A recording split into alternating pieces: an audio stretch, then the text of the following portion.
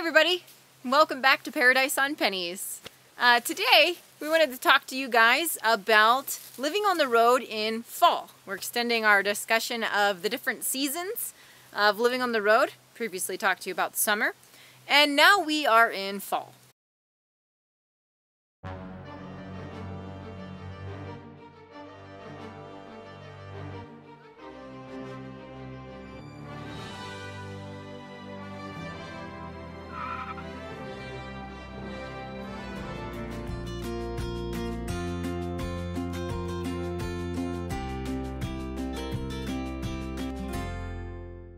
For us, fall means something a little different than just the traditional range of dates. It extends pretty much for us from August to December as we travel all the way from Canada, usually in August, down through northern Canada, down through Canada to the southern part, the Pacific Northwest.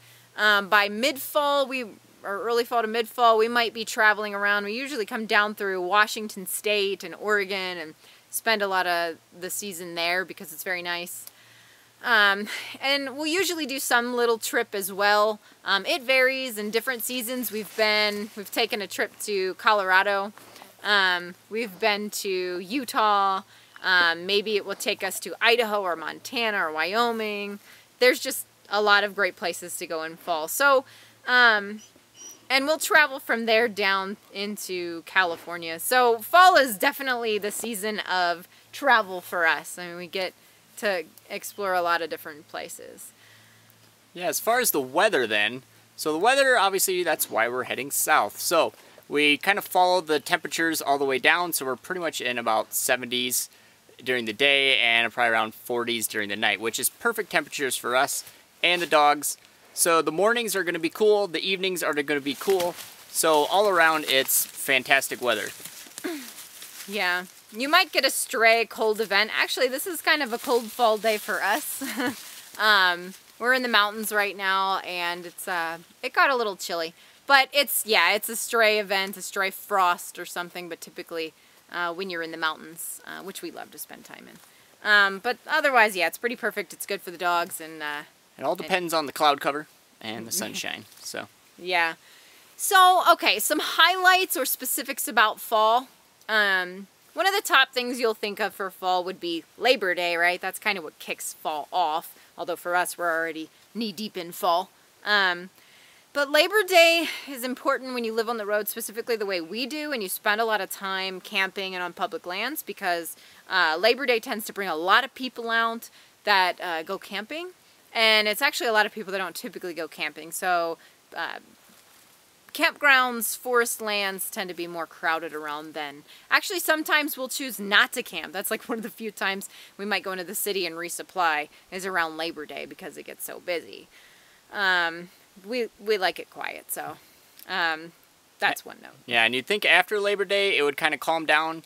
But it seems to be, we haven't really noticed that in the last couple of years. It seems to stay pretty constant because there's a lot of other things going on the public lands. That's when hunting season starts, so you have to watch out for that. There'll be a lot of hunters out there with their ATVs and things like that. It changes the hiking scenario too, because like we said, fall's perfect temperature time, and we love hiking, but it can get a little sketchy. It's a conflict of interest with having hiking and hunting. And we have the dogs, and so maybe like an orange vest or something might be a good thing to have to wear or to put on the dogs if you're hiking a lot in fall because of the hunting season. Yeah. So. Then along with hunting, you got the foraging out there. So a lot of commercial foragers are out there in droves. There's a lot of cars that are always parked on the side of the road that are just kind of picking berries. Yep. Huckleberries usually in season, and then like the nuts are usually in season around there too. Yep. So you have a lot more traffic up on the roads than normal. Yeah. So on that note with foraging, actually, you might want to, if you're going around living on the road or whatever, you might want to get a foraging book. We're getting more and more into it every day, and it's a great way to save money and get a lot of nutrition from natural foods. So it's a good thing to carry around so you can start to learn what you can eat on the road, and fall is a great time, like Rams mentioned, things like different berries and nuts. So yeah, you might want to pick up a foraging book and keep that in mind as well. Yeah, once you start looking at it, you realize that pretty much everything is, some part of it is edible. It's not just berries. Obviously, berries are the big ones that people go after, but most of the greens are very good for you and have a lot of vitamins in it. So yeah, better than your spinach and kale. So for sure. Although in fall they do tend to start to die off, and you kind of lose that. So you won't have quite as many greens, or they might just be a little more bitter. So if you can stand that. Yeah. Yeah, and then also besides those, it's also fire season. So, and the fire season seems to be getting longer. So you'll have to watch out for fires as well. And then, so that means you won't be able to have campfires if you're going to be cooking with a fire. You won't, most of them are prohibited in national forest and public lands. So make sure to keep an eye on those reports and make sure you don't get caught in the middle of one. And they also are doing a lot of prescribed burns lately, so make sure to keep out your signs out for those too. And it also means you'll have to have a secondary cooking solution, just like a propane stove or something with you if you need to cook your food, because yeah, you might not be able to do campfire meals as often as you'd like. It's kind of a bummer for us. We really like cooking on the campfire and doing things more natural, but that's, yeah, it's increasingly becoming harder to do that because of the fire issues that we've been seeing getting worse and worse. So definitely a big consideration, fire. And going along with that, other things that are going on in this season.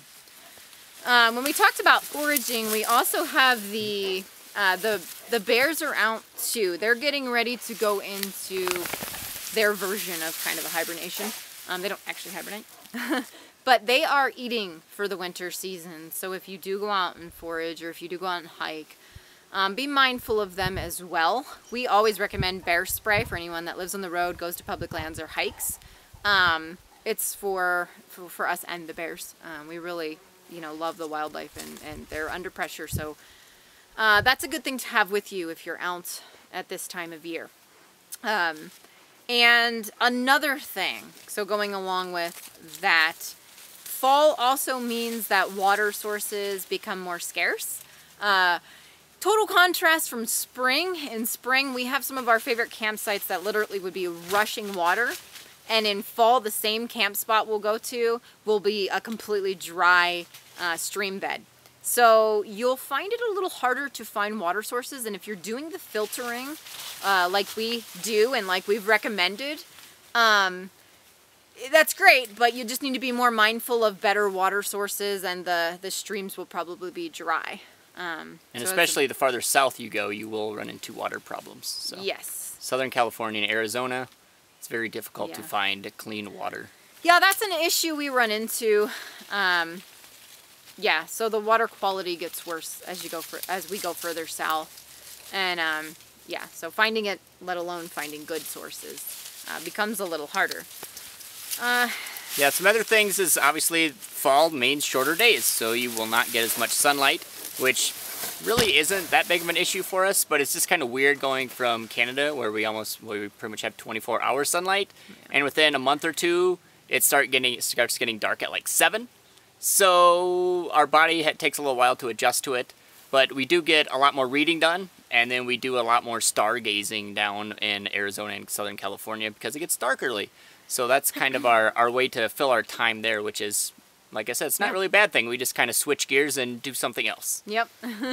Yeah. And so in the fall, also some things to be mindful of, to look out for. There are meteor shower events. So if you're looking up at the night sky like us, look out for those meteor showers. Also in September, there's always a Smithsonian Free Museum Day. And there's some great museums, some large natural history museums that are free on those days. So it varies, but it's in September. And what else happens in fall? The leaves. The leaves, yeah. The leaves are changing, so we pretty much followed them all the way. This year we followed them all the way from the Arctic to here. Yeah. They're changing, and we're still moving south, so we pretty much just follow the trees on our way down that way, You're probably in the right temperature zone right now. Yeah. So, and then again, you're going to have leaf peepers out there along with the hunters and foragers and everybody else. So, a couple more people on the roads too. So beautiful. We get kind of a perpetual fall. Much longer season, like I mentioned at the beginning for us, you know, kind of an August to December of those changing beautiful colors.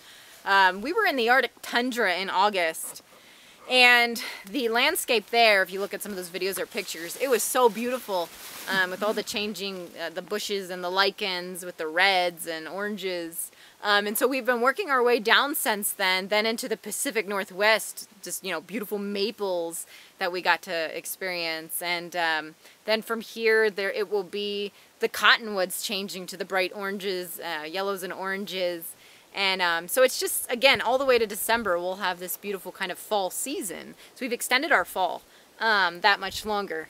When really, in terms of temperatures, again, part of the reason why we migrate is to always be in perfect temperatures, so we can be outside all the time. And so in a sense, we've kind of extended fall temperatures to almost the whole year round by living on the road. So yeah, it's been really great. So that's fall for us, living on the road. And our next video, we'll talk about winter once that comes around. But for now, we're definitely going to enjoy this fall weather. So, and these leaves. All right, well, hope you guys enjoyed that. Look out for the winter one, and we'll talk next time. Bye. See you guys.